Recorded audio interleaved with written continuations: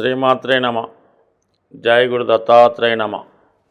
ఈ వీడియోలో మనం కర్కాటక రాశి వారికి 2025వ సంవత్సరం మే నెల ఫలితాలు పరిశీలించినప్పుడు ఈ నెలంతా కూడా ఈ రాశి వారికి 2 గ్రహాలు చాలా బలంగా కాపాడడం జరుగుతుంది.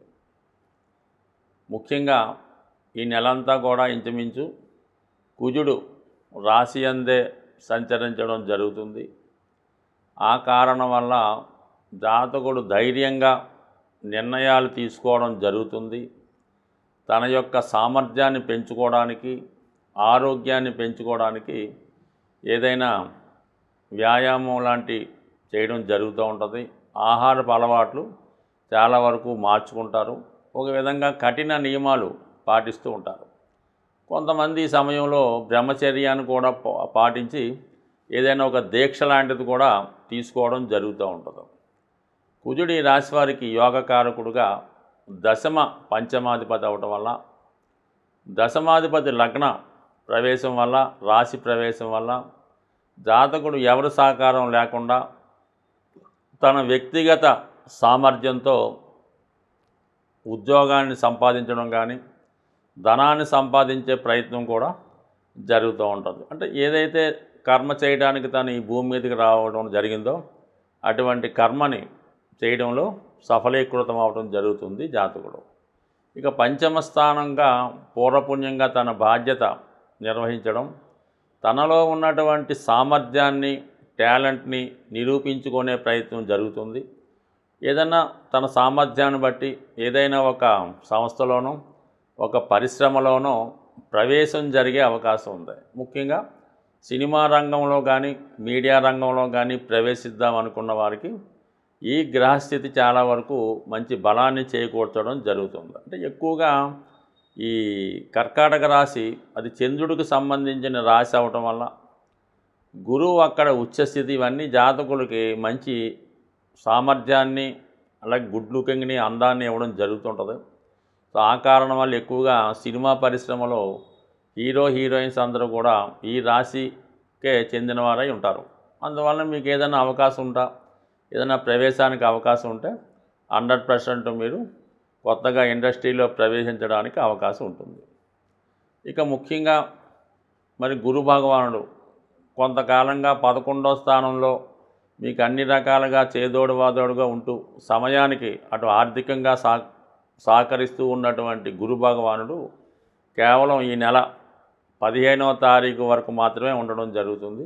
మీకు ఏమైనా ఇంకా రావలసి ఉన్న ప్రయత్నాలు ఏమైనా చేయవలసి ఉన్న అటు సంతాన విషయంలో కానీ, ఆర్థిక విషయాల్లో కానీ, ఏదైనా విద్యా సంబంధించిన విషయాల్లో ఇంకా ఏమైనా ప్రయత్నాలు మిగిలి ఉంటే మీరు 15వ తారీఖు లోపల పూర్తి చేసుకుంటే మంచిది.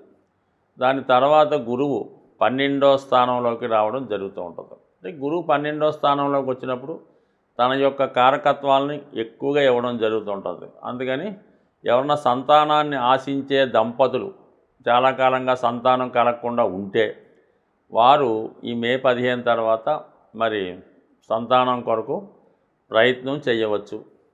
అలాగే చాలా కాలంగా విద్యలో గ్యాప్ వచ్చిన వాళ్ళు ఇంచుమించుగా ఏదో 5-6 సంవత్సరాలు 10 సంవత్సరాల తర్వాత కూడా కొంతమంది ఏదైనా ఎంఏలు కడతా ఉంటారు, రీసెర్చ్ చేస్తూ ఉంటారు. కాబట్టి అటువంటి వారికి మళ్ళా తిరిగి మీ యొక్క విద్య పునఃప్రారంభించడానికి గురువు సహకరిస్తాడు. అలాగే కామన్గా జరిగే విదేశీ వ్యవహారాలన్నీ కలిసి వస్తాయి. సో ఇది మీకు 15వ తారీఖు దాకా గురువు మిమ్మల్ని కాపాడుతూ ఉంటే, ఈ 15వ తారీఖు తర్వాత రవి 11వ స్థానంలోకి రావడం జరుగుతుంది. అంటే ఆ భర్తీని రవి పూర్తి చేస్తాడు. అటు ధనాధిపతిగా, గ్రహరాజుగా ఏకాదశ స్థానంలో రవి భగవానుడు ప్రభుత్వ సహకారం మీకు లభిస్తుంది. ప్రభుత్వ పథకాలు మీకు అనుకూలంగా రావడం జరుగుతుంది. అంటే మీ కుటుంబంలో ఒకరికి ఏదైనా అధికార పదవి రావడం కానీ, వారికి మంచి గుర్తింపు రావడం కానీ జరిగే అవకాశం ఉంది. వారి యొక్క సహకారంతో మీ మిగతా కార్యక్రమాలు కూడా పూర్తి చేసుకుంటారు. ముఖ్యంగా ప్రభుత్వ అధికారులు, రాజకీయ నాయకులు మీకు సహకరించే అవకాశం ఉంది. అలాగే అధికారంలో ఉన్నటువంటి మిత్రులు కూడా సంపూర్ణంగా సహకరిస్తారు. ఇప్పుడన్నా విశేషం ఏంటంటే రవి సూర్యభగవానుడు గ్రహరాజు కాబట్టి 11వ స్థానంలోకి వచ్చినప్పుడు ఆటోమేటిక్గా మిగతా అన్ని గ్రహాలు కూడా సహకరించవలసి ఉంటుంది. అందుకని ఎప్పుడూ చూడండి, కొంతమందికి ఒక నెలంతా చాలా బ్రహ్మాండంగా ఉంటుంది. అది రవి లాభస్థానంలోకి వచ్చినప్పుడు అది జరుగుతూ ఉంటుంది అన్నమాట. ఎస్పెషల్లీ కర్కాటక రాశి వారు చూసుకుంటే సుమారుగా ఇప్పుడన్నా సరే మే 15 నుంచి ఇంచుమించుగా ఒక నెల రోజుల పాటు ఎప్పుడు వాళ్ళకి మంచి ఫలితాలు కూడా రావడం జరుగుతూ ఉంటుంది. మొత్తం మీద ఏంటి, ఈ నెలంతా కూడా ఈ గురుగ్రహ అనుగ్రహం, రవిగ్రహ అనుగ్రహం సంపూర్ణంగా ఉండడం జరుగుతుంది. మరి ఇక 9వ స్థానంలో ఉన్నటువంటి శుక్రుడు మీ కుటుంబంలో ఉన్నటువంటి స్త్రీలకి, లేదంటే వ్యక్తిగతంగా మీరు స్త్రీ అయితే మీకు ఉన్నత పదవి కానీ, ఉద్యోగం కానీ, వివాహ ప్రయత్నాలు ఫలించడం కానీ, విదేశ అవకాశాలు రావడం కానీ జరిగే అవకాశం ఉన్నది. అంటే మొత్తం మీద ఈ నెలంతా కూడా భాగ్యస్థానంలో సంచరిస్తున్నటువంటి శుక్ర శనులు ఈ రాశిలో ఉన్నటువంటి స్త్రీలకి కంప్లీట్గా వారు ఎంతో కాలంగా ఎదురు చూస్తున్నటువంటి ఫలితాలు ఇవ్వడం జరుగుతుంది. ముఖ్యంగా ఈ మే నెలలో రాహుకేతువులు రాశులు మారడం జరుగుతుంది. సాధారణంగా రాహుకేతువుల ప్రభావం అన్ని రాశుల వారి మీద ఉంటుంది. ఎందుకంటే రాహు ఉన్న రాశిని ఏ గ్రహంతో కలిస్తే ఆ ప్రభావాన్ని, ఏ గ్రహాన్ని చూస్తే ఆ ఫలితాన్ని, మొత్తం అంతా మిక్స్డ్గా 12 భావాల మీద ఏదో ఒక ప్రభావం చూపడం జరుగుతూ ఉంటుంది. అయితే ఈ రాహుకేతువుల్ని ప్రసన్నం చేసుకుంటే తప్పనిసరిగా, అందుకే మనకి ఈ కలియుగంలో విఘ్నేశ్వరుడు, దుర్గా అమ్మవారు ఈ 2 దేవతల్ని పూజించుకోవడం వల్ల అటు రాహు అలాగే కేతువుని ప్రసన్నం చేసుకోవడం జరుగుతూ ఉంటుంది. తరచూ పనులు వాయిదా పడుతున్నా, ప్రారంభించిన పని పూర్తి కాకుండా ఉన్నా కేతువు యొక్క ప్రభావం ఉంటుందని గమనించి చాలా వరకు విఘ్నేశ్వరుణ్ణి పూజించుకోవలసి ఉంటుంది. అది సంకష్ట చతుర్థి కానీ, గణపతి హోమం చేసుకోవడం, వినాయకుడిని గరికతో అర్చించడం, అష్టోత్తరంతో పూజించుకోవడం, ఏ పని ప్రారంభించినా వినాయకుడిని ప్రారంభించుకుంటే మీకు ఈ విఘ్నాలు లేకుండా ముందుకు వెళ్ళడం జరుగుతూ ఉంటుంది.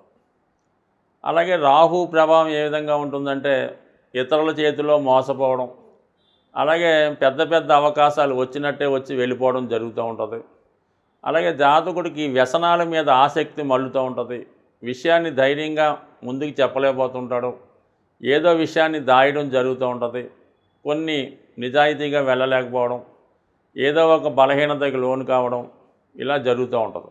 అంటే రాహు ప్రభావం ఏంటంటే చట్టానికి వ్యతిరేకంగా ఉంటుంది, మన సాంప్రదాయాలకి విరుద్ధంగా ఉండడం జరుగుతూ ఉంటుంది. ఈ లవ్ మ్యారేజ్లు, ఇంటర్ కాస్ట్ మ్యారేజ్లు, ఈ చిన్న పెద్ద లేకుండా తారతమ్యం లేకుండా వివాహాలు, ఇవన్నీ కూడా రాహు ఏంటంటే పొల్యూట్ చేస్తుంటాడు, మన ధర్మాన్ని పాడు చేస్తుంటాడు, మన చట్టాన్ని నాశనం చేస్తుంటాడు, మన వ్యవస్థని పాడు చేస్తుంటాడు. ఇవన్నీ లేకుండా ఉండాలంటే మరి అంటే జాతకుడు తను తాను సంస్కరించుకుంటూ దుర్గా అమ్మవారిని ప్రతి శుక్రవారం అమ్మవారిని కుంకుమార్చన చేసుకోవడం కానీ, దుర్గా అష్టోత్తరం పారాయణ చేసుకోవడం మంచిది.